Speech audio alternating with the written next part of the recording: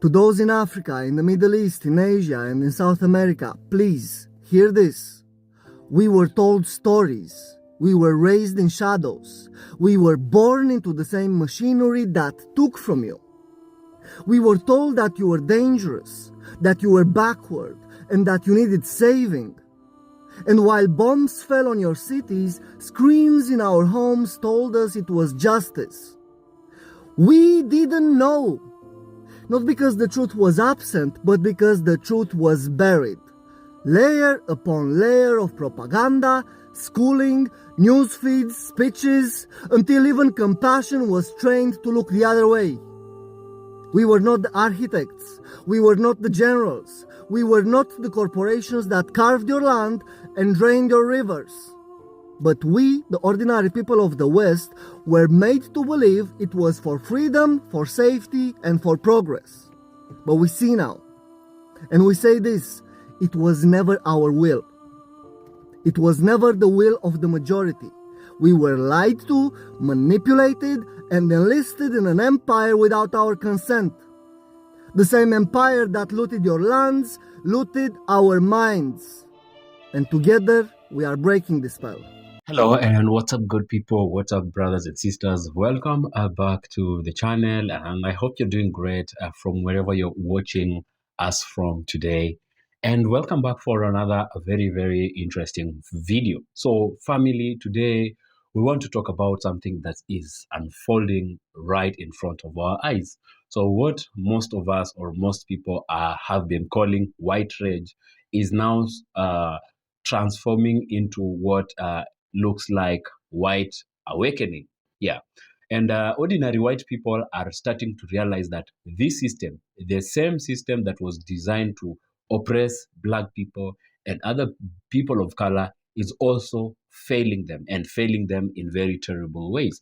So for so long, many were given the illusion that they were better, that the color of their skins was a guaranteed privilege for them, security, and success. But now, cracks are beginning to show, and the illusion is quickly fading away. That's why many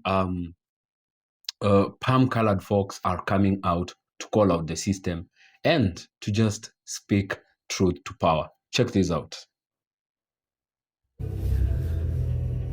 Dear Africans, after my last post, I have to tell you I'm pretty disappointed, because I saw how many of you still believe we are living some kind of beautiful, wealthy, happy life.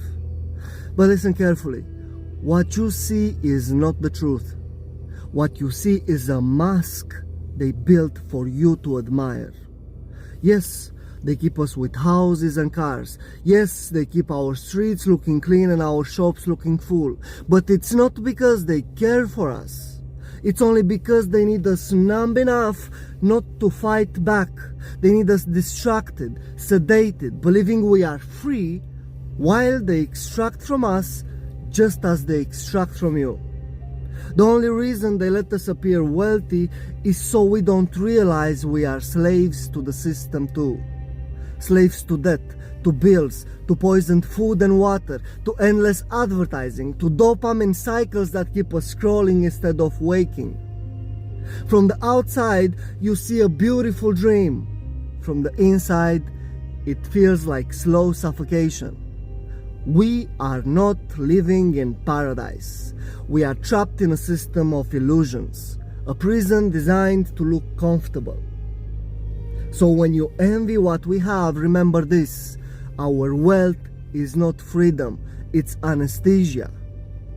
And we are telling you now, do not chase this lie. Don't. You look at the West and you think we are living the dream. But let me show you the truth with numbers.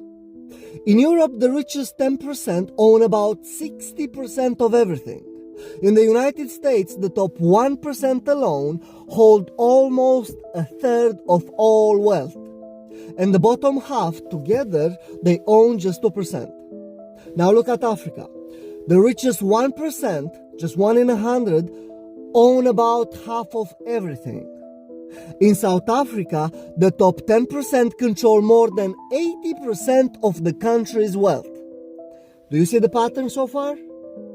It's not you against us. It's all of us beneath the same pyramid. Yes, there are differences.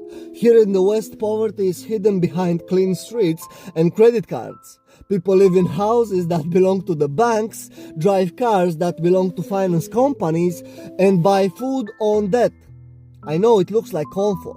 It isn't, and it's actually control. In Africa, inequality is even more visible. The mansions of the few stand out against the struggles of the many. But the design is the same. A tiny elite holding everything while the majority carry the weight. We are actually more alike than you think. You are told that we are rich, but most of us are drowning in debt, stress, poisoned food, and illusions. And we are told you are poor, but your lands are rich, your spirit is strong, and still the same sharks feed on you. So let's be clear. The problem is not that Africans lack or that Westerners have. The problem is that everywhere, the wealth of nations is captured by the few, while the many are told stories to keep them divided. So, you think we are your enemy? We were told you are ours. But the truth is actually simpler than that. We are all being lied to. And as long as we believe the lie, the pyramid stands.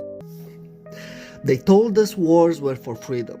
They told us bombs were for peace. They told us enemies rose in deserts, never in boardrooms. They told us Vietnam was about dominoes, Iraq was about weapons, and Afghanistan was about justice. They told us the banks were safe, recessions were accidents, and bailouts were for stability.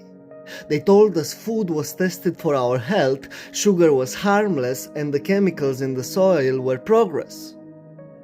They told us nuclear was only for light bulbs. They said surveillance was only for terrorists and that privacy is outdated. They told us globalization would lift all boats. They told us work would always have dignity. They told us progress meant prosperity. They said democracy means choice. They said leaders represent us. They told us votes outweighs money. They told us climate deals would save the planet. They told us targets are being met. And they told us the system was under control. And we believed. We believed because trust was trained into us. We believed because the truth was buried beneath noise. Tax the rich! Sounds powerful, right? But let's be real. It almost never works the way people think. And here's why. When governments raise taxes on the wealthy or on corporations, those costs never stay at the top. They always flow down to the people. Prices rise, wages stagnate, and consumers pay more for everything from rent to groceries. And this is called the pass-through effect. And they also have mobility of capital, where rich individuals and corporations have accountants and lawyers who move money faster than taxes can ever catch up. Through offshore accounts, tax havens, and shifting headquarters, they always find exits. Ordinary workers can't. And they insulate themselves politically. The ultra-wealthy often own or fund the very institutions writing the tax codes. Loopholes aren't accidents, they are built in. So, while slogans demand fairness, the actual laws are designed with escape hatches. So who really pays? At the end of the line, it's small businesses, employees, and consumers that absorb the shock. A higher tax on energy companies? That shows up on your utility bill. A tax on imports? That's a price tag increase at the supermarket. So taxing the rich becomes a mirage. It feels like justice, but in practice, it's another layer of pressure on the middle and the working class. The truth is, if you want change, you don't just reshuffle taxes. You have to rethink the entire structure of how wealth and costs flow through society. To my white brothers and sisters, I'm not politically correct. I tell it like it is. When I hear someone say go back to your country, it's always from a white person directed at a black or brown person. But that makes no sense because our ancestors weren't from here, and we stole this land, and we're still colonizing it. And when I hear black and indigenous and people of color talk about reparations, I hear a white person in the background yelling reverse racism. But that makes no sense because white people have never been and are not being oppressed based on their race. So white people, I have a question. Why are you so afraid of losing your position in society? Why are you so afraid of losing the comfort that white supremacy has given you? Why are you so afraid of actual equality? You want to talk about white privilege? I was born dirt poor. Roaches in our food, mattresses on the floor, eviction notices taped to the doors, kind of poor. My parents, their side hustle was beating me and my siblings bloody. I missed more meals than I can count. When we did eat, it was ramen, canned foods, or whatever we could steal from the gas station. There were 8 of us kids. Don't come at me like I grew up in some quiet backwoods town either. We weren't hearing deer rifles. We were hearing 9mm and Glocks on a nightly basis. Not because we were hunting, because we were dodging stray bullets in the inner city. I had a baby as a teenager, thought maybe I could break the cycle. Went to college, flunked out quick. Life was swinging before I even had a chance to plant my feet. Then the military came knocking, promised me structure, a future, and a way out.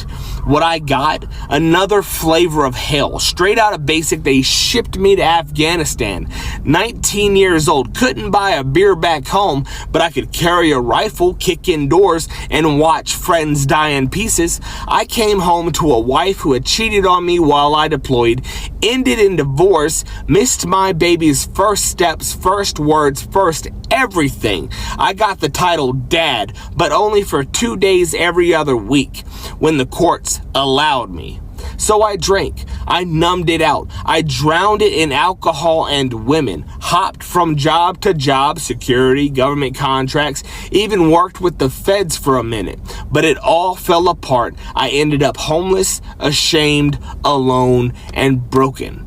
Now, I've been sober for 4 years, been through more therapy than most folks can stomach, read hundreds of books, and here's what I figured out. As bad as I have had it, if I was black, I probably wouldn't have survived it. That ain't an opinion, that's truth. Black Americans make up 13% of the population, but 38% of the prison population. 1 in 3 black boys born today, they're expected to end up behind bars. That ain't by accident, that is policy. That's centuries of systemic racism passed off as justice. The 13th Amendment did not abolish slavery, it rebranded it. It says slavery is legal as punishment for a crime.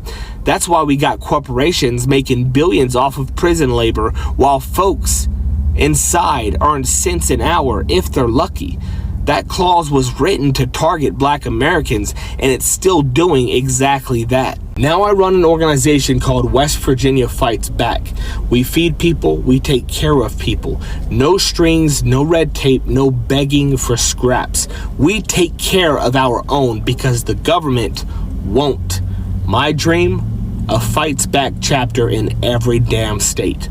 Abolish the prison industrial complex. Burn the cage down. Build something real in its place. Fred Hampton said, you can jail a revolutionary, but you cannot jail the revolution. This is not about shame. This is about responsibility. If you've had the privilege of not being targeted by the system, you've got the duty to help tear it down. I don't know how any of you guys are going and going and going. I know you gotta be at the same level of mental health as me. Every day it's something new between the fucking news and the fucking stupid Biden and stupid Trump. And this country's fucked. Every day we're spending more and more money. None of us are getting ahead.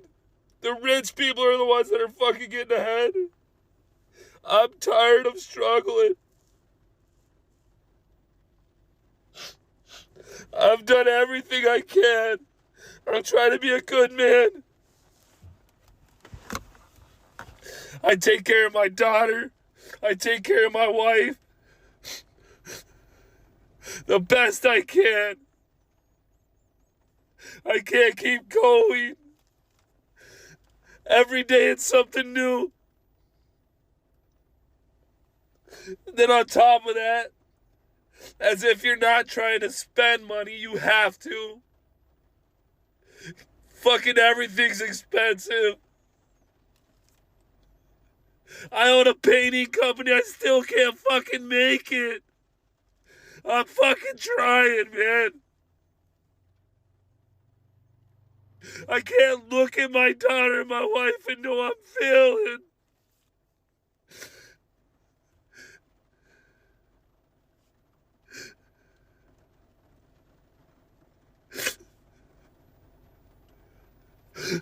I'm fucking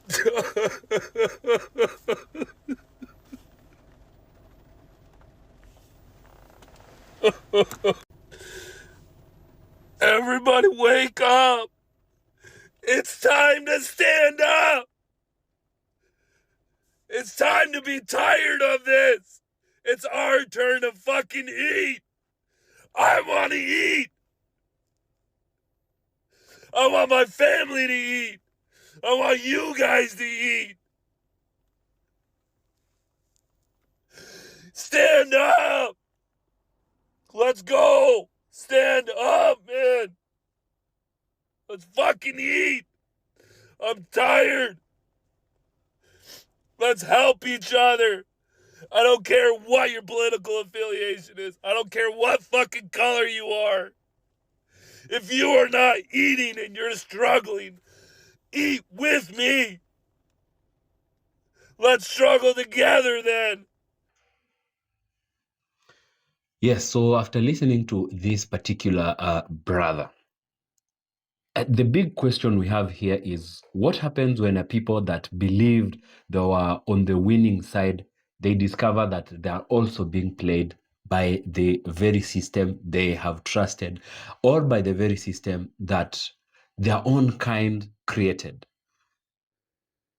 This is what we are calling an illusion that is actually fading. Now, so what white awakening means in this particular context is, and let's be clear, this so-called awakening isn't the same thing as liberation consciousness, or it's not the same as being pro-justice or anti-racist. What is happening is that many ordinary or everyday white folks are waking up to the fact that the system doesn't truly serve them either.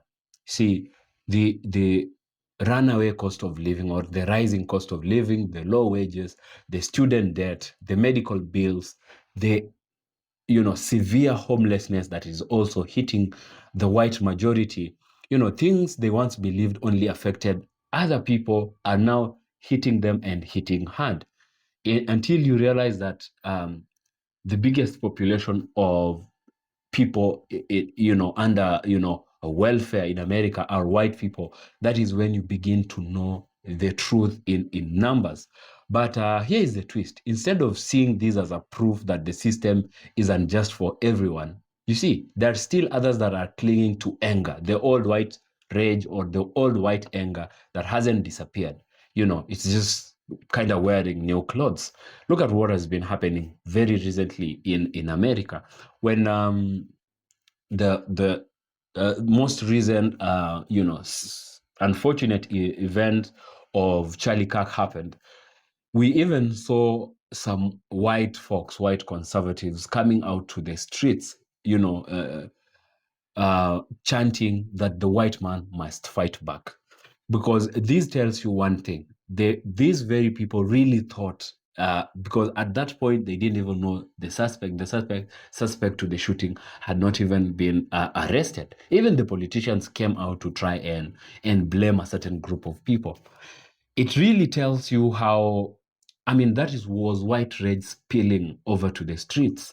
Because when you come out and you don't know the suspect, but you already believe you think you know the suspect, and chant that the white man must fight back, then what does it really tell you? They really believe that the shooter should and was from the other side. So until they realized that he was just simply one of them, then we started seeing some quietness come, a shift in the so-called white rage.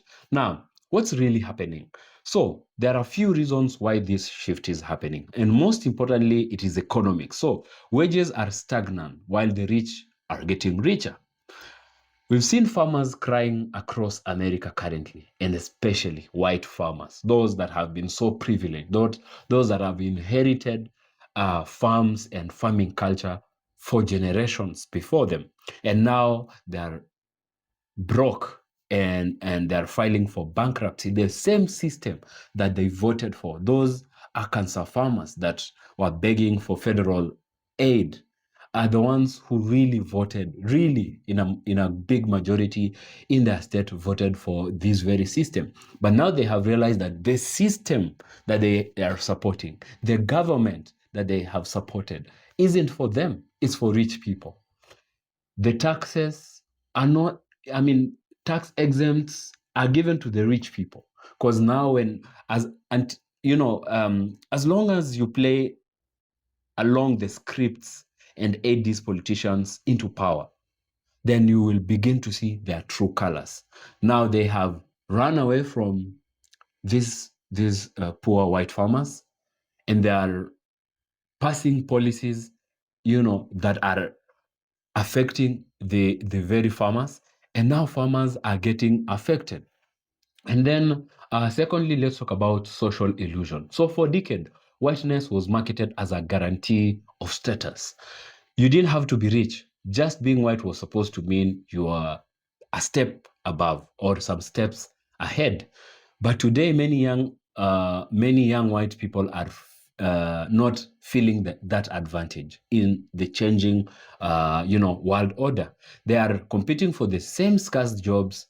They are being crushed by loans and student debts, and they're struggling to buy homes just like everyone, or even worse, because these are people who have grown up privileged, and now they have to learn the lessons other people learned way earlier. And the third is media and politics. So politicians have always used race as a weapon. We have seen this before, and this has really come out clear, especially right now in the United States of America since Donald Trump came to office. So the politicians, they use race as a weapon to convince struggling white people that their enemy was the black man, the immigrant, the refugee, anyone else, but not the multi-billionaires that are stealing from all of them, from the migrants, from the blacks, and from them as the white, poor white, ordinary people. But now with social media, the constant crisis, more people are realizing that politicians themselves are actually the problem. If they used this particular chance of Charlie Kirk to already try to insinuate in some ways that they knew who the shooter should be, even before the authorities had any information about the shooter, then it tells you who the problem really is. And the illusion of advantage, yeah? What is the illusion of advantage? So for generations, whiteness itself was sold as a kind of insurance policy. You might not be rich, but at least you're not black. That was the psychological trick that these people have actually been, accustomed to. But when the bills begin to pile up, when healthcare fails you, when you vote for a government that does away with, Medicaid and Medicare, when you rent, it's your paycheck completely. Suddenly, the so-called advantage of the color of your skin as white will not pay your bills.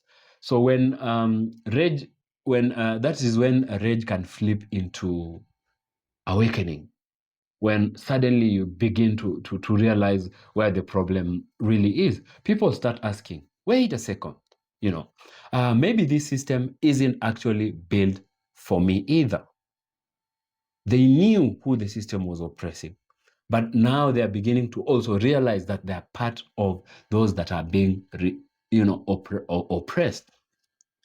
This realization could be powerful, and it could also be dangerous, because it's now setting up the same people who the lies were being sold to sustain the system. So, and they're the best, I have always said, they're the best positioned people to upset this system, to undo this very system, So, where does this lead?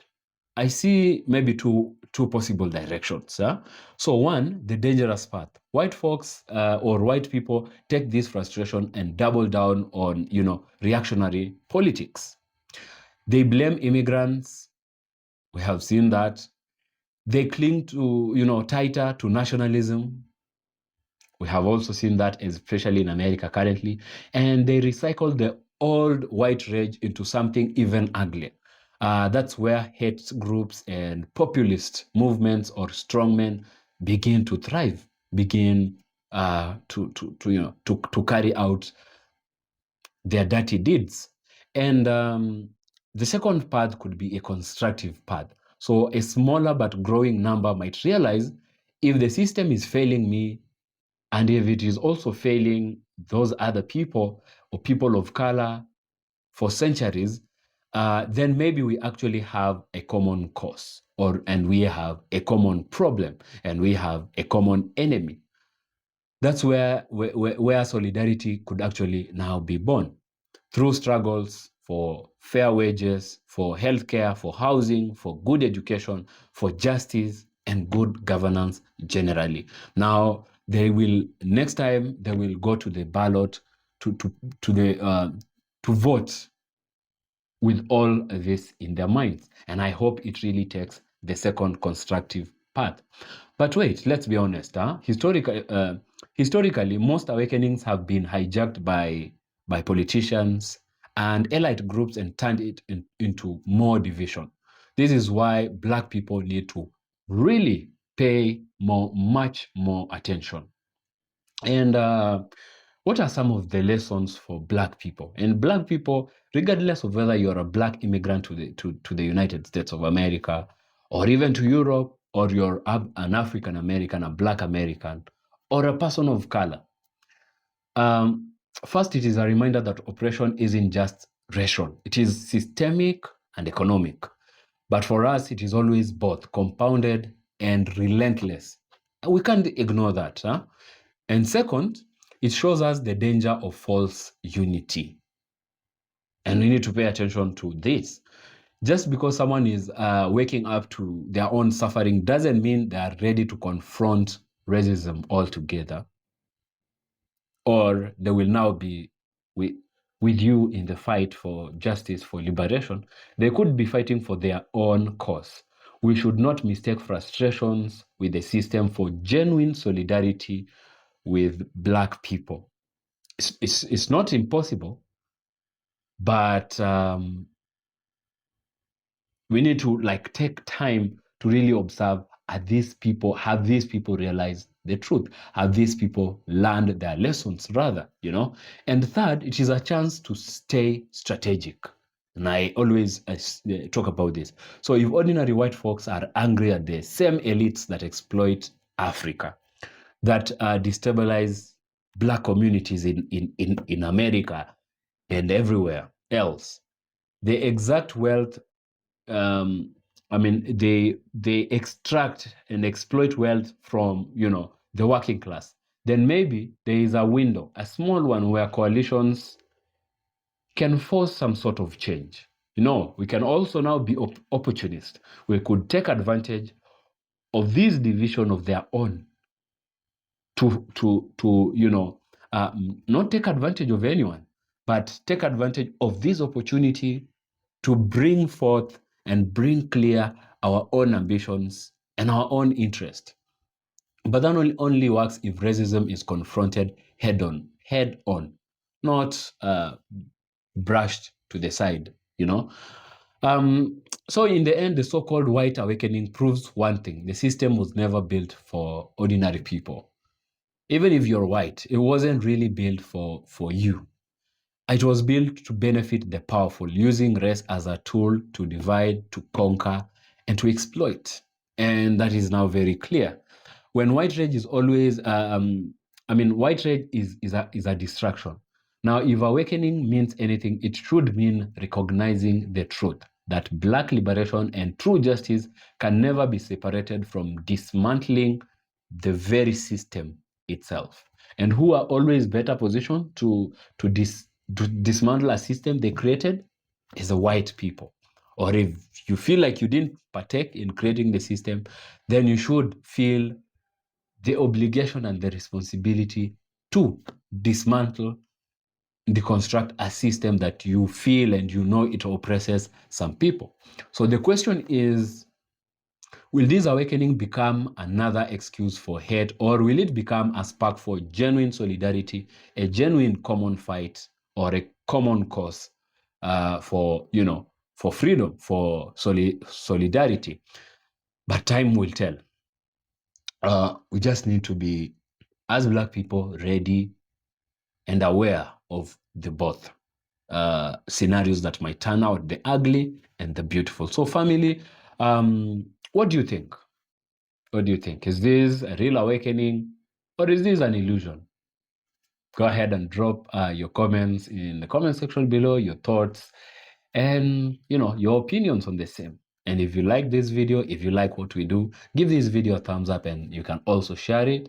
And please support this channel. And the easiest and the best way you can do that is by subscribing to become a part of us. So until next time, I'll see you in the next video. Peace out and be safe.